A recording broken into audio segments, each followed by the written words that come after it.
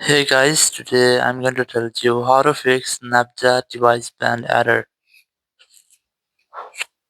If you're using Snapchat and your device has been banned on Snapchat and you are unable to log into your account, so let's see some possible fixes for this. So the very first thing, you can try to log into your account on a different device. It might be your PC or any other phone or tablet, or you can try to contact with Snapchat support team. Now, just to do this, open your browser here, go to search, and then please search for Snapchat support. Here's the Snapchat support. Just search for Snapchat support. Open the first website from here.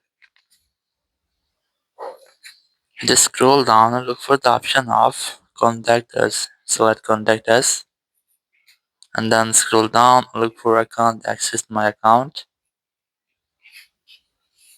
And then select my device is banned or temporarily disabled.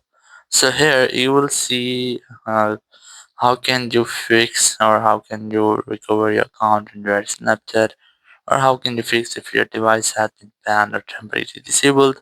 Thank you very much for watching the video. Until next video, bye bye.